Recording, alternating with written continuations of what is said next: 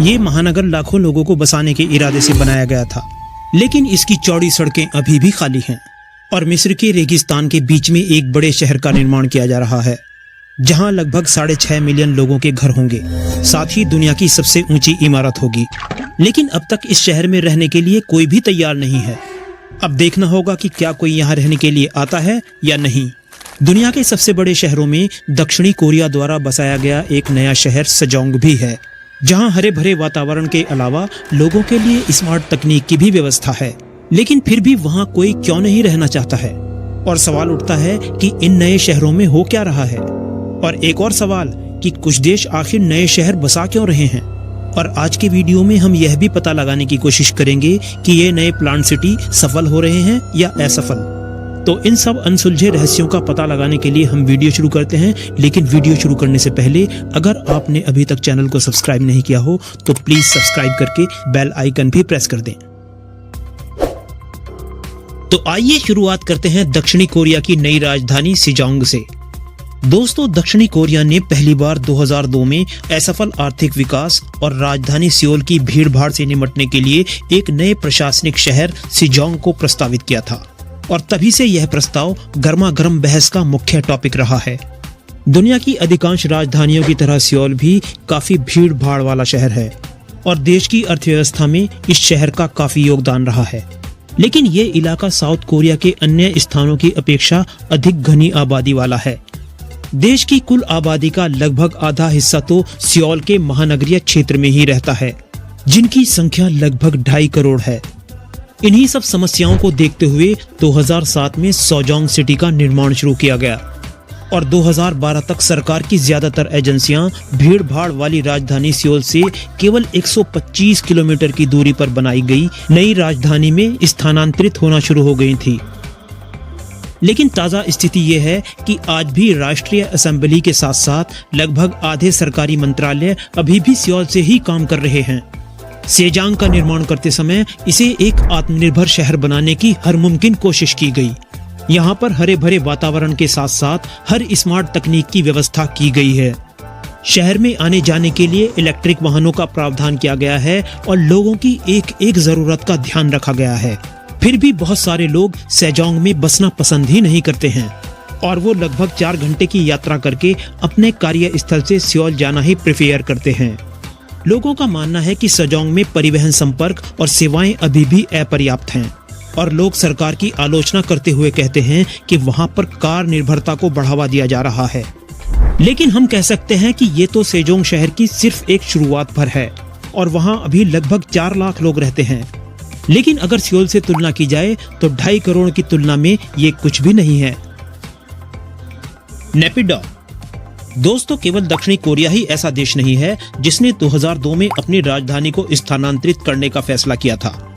Myanmar में भी इसकी नई राजधानी का निर्माण 2002 से 2012 के बीच शुरू किया गया था और आज ये शहर क्षेत्रफल के हिसाब से म्यांमार का तीसरा सबसे बड़ा शहर है। इस शहर में जरूरत की हर चीज का ध्यान रखा गया है, लेकिन इसके बावजूद इस शहर को गोस्ट सिटी के नाम से जाना जाता है। यहाँ पर हर शहर की अपेक्षा बहुत कम लोग रहते हैं, लेकिन लोगों की इस कमी के साथ साथ इस शहर के निर्माण का उद्देश्य भी काफी रहस्यमय नजर आता है। नेपिडो के निर्माण का आधिकारिक कारण यह बताया गया है कि म्यांमार की पूर्व राजधानी यंगून या रंगून में भीड़-भाड़ कुछ ज्यादा हो गई है और किसी भी निर्माण के लिए यहाँ जगह काफी कम है। लेकिन कुछ सबूत हैं जो कहानी कुछ और कहते हैं। हाल के कुछ वर्षों में सैन्य गतिविधियों को देखकर तो लगता है कि राजधानी के निर्माण का असली कारण भौगोलिक कम रणनीतिक ज्यादा है, क्योंकि काफी लंबे समय तक इस शहर के निर्माण को गुप्त रखा गया था और लगभग 25 निर्माण कंपनियों द्वारा $5 बिलियन खर्च करके इस शहर का निर्माण कराया जा रहा था। इसके बाद 2005 में सरकार घोषणा करती है कि वह अपना मुख्यालय यंगून से 320 किलोमीटर दूर इस नए शहर में स्थानांतरित करेगी, जिसके बारे में शायद इससे पहले किसी ने सुना भी नहीं था। नई राजधानी की ये लोकेशन बहुत दूर दराज थी। यहाँ से समुद्र तट तक पहुँचना भी काफी मुश्किल भरा है।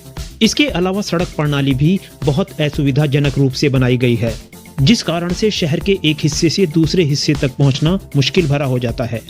यहाँ पर एक 20 लेन का राजमार्ग भी बनाया गया है, जिस पर विमानों को भी सुविधाजनक रूप से उतारा जा सकता है। लेकिन ये रणनीति केवल रक्षात्मक उद्देश्य के लिए तो हो नहीं सकती, इसके पीछे कुछ कारण और भी है। अतीत में नेपिडो के आसपास के इलाके पर सरकार को नियंत्रण करने में मुश्किल आ रही थी। इसीलिए नई राजधानी बनाने के लिए इस केंद्रीय क्षेत्र को चुना गया, जिससे इस क्षेत्र पर नियंत्रण करना सुविधाजनक रहे। कुल मिलाकर नेपिडो दुनिया की सबसे अजीब राजधानी लगती है, जहां की जनसंख्या लगभग 7,50,000 है और लगभग 6% की दर से बढ़ रही है।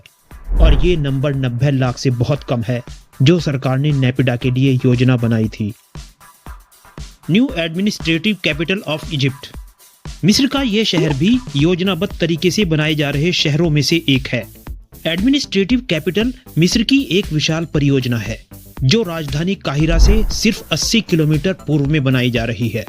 जब ये सिटी तैयार हो जाएगी तो प्रशासनिक अमले के साथ साथ लगभग 65 लाख लोगों को घर उपलब्ध कराएगी, जो काहिरा की वर्तमान जनसंख्या का लगभग 70% है। हालांकि नया शहर अभी तक लगभग खाली है, लेकिन आने वाले वर्षों में यहाँ पर लोगों के आने की उम्मीद है। वैसे अभी तक इस नई राजधानी को कोई नाम नहीं मिला है, इसलिए मिस्र की सरकार ने इस नई राजधानी का नाम चुनने के लिए एक प्रतियोगिता की घोषणा की है। मिस्र के वर्तमान राष्ट्रपति अब्दुल फतेह अल सीसी ने काहिरा में बढ़ती भीड़ और यातायात व्यवस्था की परेशानियों से निपटने के लिए इस विशाल मेगा प्रोजेक्ट का प्रस्ताव 2014 में रखा था। और फिलहाल यहाँ सरकारी, कॉमर्शियल और आवासीय भवनों का निर्माण अच्छी तरह से चल रहा है और हर निर्माण परियोजना के अनुसार समय पर पूर्ण हो रहा है। और सरकारी भवनों का निर्माण तो लगभग 98% पूरा भी हो चुका है। मिस्र की इस नई राजधानी में एक नया इंटरनेशनल एयरपोर्ट, एक स्टेडियम, मोनोरेल, शानदार मस्जिदें और चर्च आकर्षण का मुख्य केंद्र होंगे। इसके अलावा यहाँ पर एक आइकॉनिक टावर भी बनाया जा रहा है, जो लगभग अपनी पूरी ऊंचाई तक पहुंच चुका है। फिलहाल तो ये पूरे अफ्रीका की सबसे ऊंची इमारत बन गया है, लेकिन मिस्र अपनी इस नई राजधानी में एक और गगनचुंबी इमारत बनाने की योजना बना रहा है, जिसे ओबेलिस्को कैपिटल कहा जाएगा और इसकी ऊंचाई 1 किलोमीटर होगी, जो दुनिया की सबसे ऊंची इमारत होगी। इसके निर्माण के लिए जमीन आवंटित कर दी गई है और चीन से अरबों डॉलर का लोन लिया गया है। इसका निर्माण भी एक चीनी कंपनी ही कर रही है। और इसके साथ ही एक बहस भी लगातार शुरू हो चुकी है कि ये शहर केवल धनी मिस्र वासियों के लिए बनाया जा रहा है, क्योंकि काहिरा में व्यापार और निवेश की कमी के कारण गरीब लोगों की संख्या बढ़ जाएगी। लेकिन अभी देखना होगा कि वास्तव में कितने लोग इस नए शहर में रहने के लिए आएंगे। न्यूसंतारा, इंडोनेशिया। दोस्तों, इंडोनेशिया में भी एक नया शहर बनाया जा रहा है। मिस्र की नई एडमिनिस्ट्रेटिव कैपिटल की तरह ही यहाँ भी एक नया शहर न्यूसंतारा वर्तमान राजधानी जकार्ता की जगह लेने वाला है। दोस्तों, 1950 के दशक से ही इंडोनेशिया की सरकारें देश की प्रशासनिक राजधानी को जकार्ता से दूर ले जाने की बात करती रही हैं और अंततः 2022 में संसद ने देश की राजधानी जकार्ता को 2000 किलोमीटर दूर स्थानांतरित करने के लिए लाए गए एक बिल को पारित कर दिया, जो पूरी तरह से एक अलग द्वीप पर स्थित है।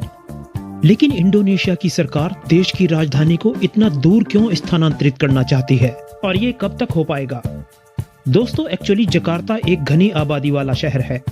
ये शहर अपनी भीड़-भाड़ और प्रदूषण के लिए जाना जाता है। वाहनों के शोरगुल और धुएं से भरे इस शहर में लगभग 11 मिलियन लोग रहते हैं। इसके अलावा जकार्ता के आसपास के शहरी क्षेत्रों में भी लगभग 30 मिलियन लोग रहते हैं, जो एक्चुअली समस्याएं उत्पन्न करने वाली बात है। इस सब के अलावा जकार्ता दुनिया का सबसे तेजी से डूबता शहर है। 2019 तक ये शहर लगभग 2.5 मीटर डूब चुका था, जिस कारण से बाढ़ की घटनाएं भी लगातार बढ़ती जा रही हैं।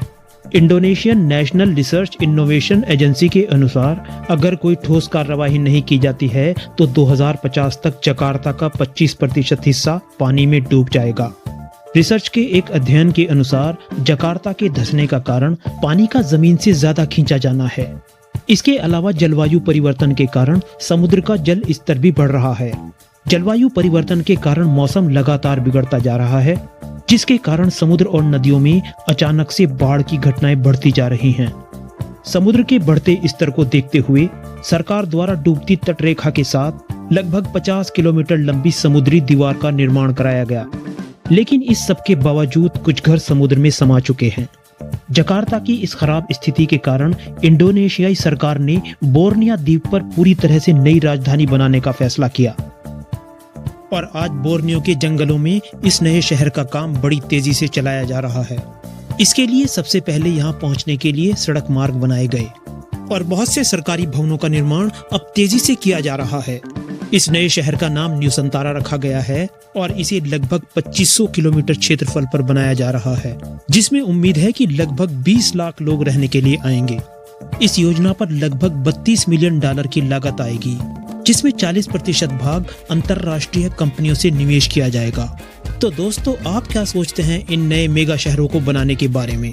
क्या आप इन शहरों में घूमना चाहेंगे? आप अपने विचार कमेंट बॉक्स में जरूर लिखें। वीडियो पसंद आई हो तो लाइक करें, शेयर करें और अगर अभी तक चैनल को सब्सक्राइब नहीं किया हो तो सब्सक्राइब करके बेल आइकन भी जरूर प्रेस कर दें। तो चलिए फिर मिलते हैं किसी दूसरे वीडियो के साथ। तब तक बाय बाय।